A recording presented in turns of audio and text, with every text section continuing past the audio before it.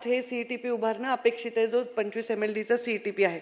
आपण सांगितलेलं आहे, एक महत्त्वाची सूचना आहे, कारण तिथे मत्स्यमारीचा मोठा व्यवसाय आहे.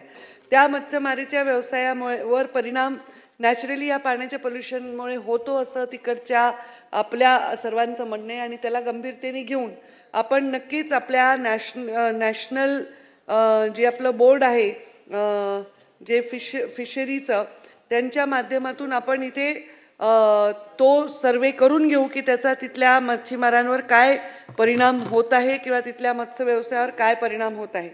तर यासाठी नक्कीच मी स्वतः पुढाकार घेऊन आपण त्याची एक अभ्यास गटाला विनंती करू की तिथला पूर्ण सर्वे करून तिथल्या मत्स्य व्यवसायावर काय परिणाम होत आहे.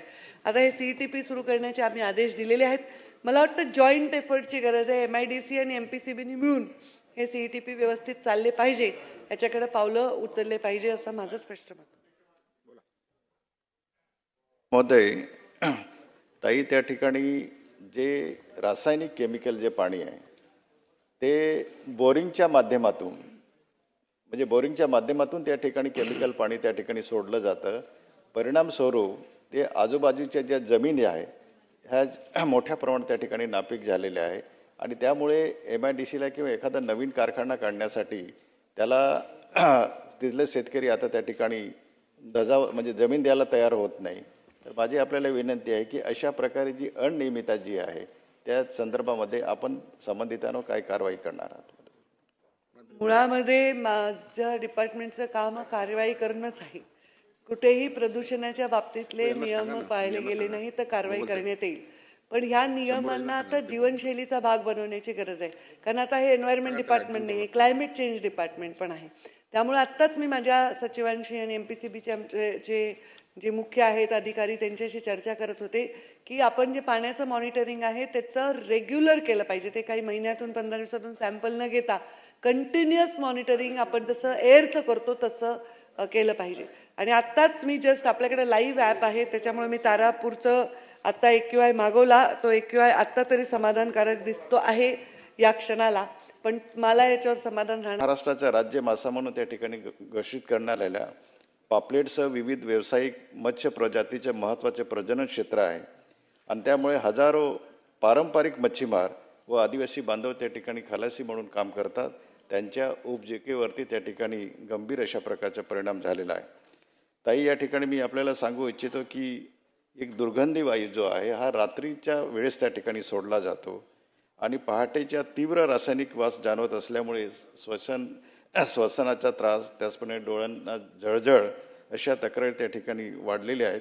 नॅशनल एअर क्वालिटी इंडेक्स इतका खाली आलेला आहे, 300 ते 350च्या आसपास या ठिकाणी आल्यामुळे या ठिकाणी श्वसनाचे विकार व कॅन्सरसारखे आजार या ठिकाणी होत आहेत. आणि म्हणून या 1300 ज्या छोट्या मोठ्या ज्या कारखाने आहेत त्या ठिकाणी 100 MLDच्या आपल्या प्लॅनची आवश्यकता आहे.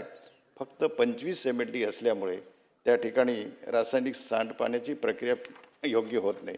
ताई, आपण या ठिकाणी उत्तरामध्ये आपल्या अधिकाऱ्यांनी आपल्याला जे काही उत्तर दिलेलं आहे की महाराष्ट्र प्रदूषण नियंत्रण मंडळामार्फत राष्ट्रीय जलयुक्त अभियानाअंतर्गत दरमहा केंद्रीय प्रदूषण मंडळाने नेमून दिलेल्या खारेकुरण, मुरबे, दांडी, नवापूर, उसळी येतो मी सरावली या ठिकाणचे पाण्याचे नमुने संकलित करण्यात येतात असे उत्तरात नमूद केलेलं आहे. परंतु ताई, कुठल्याही प्रकारे केंद्रीय प्रदूषण मंडळाच्या बाबतीत अशा पद्धतीने नमुने तपासले जात नाही. आणि म्हणून वॉटर पोल्युशन जे आपले इंडेक्स आहे तो अत्यंत पोर अशा प्रकारचा आहे. माझे स्पेसिफिक प्रश्न आहे की बोईसरला 1.25 लाख लोकसंख्या असलेल्या वाढत्या लोकसंख्येमध्ये निर्माण होणारे घरगुती सांडपाणी व त्यावर प्रक्रिया करण्यासाठी STP प्लॅन्ट लावणार आहात का? कारण हा सगळ्यात महत्त्वाचा प्रश्न आहे. आणि दुसरा प्रश्न आहे औद्योगिक सांडपाणी व्यवस्थापन. MIDCची अपुरी संकलन असल्यामुळे त्या ठिकाणी 12ही महिने त्या ठिकाणी नाले जे आहे ते कायमस्वरूपी त्या ठिकाणी वाहतात. तिसरा प्रश्न आहे की सर्व सांडपाणी औद्योगिक व घरगुती यावर प्रक्रिया करण्यासाठी आपण काही उपाय करणार आहात?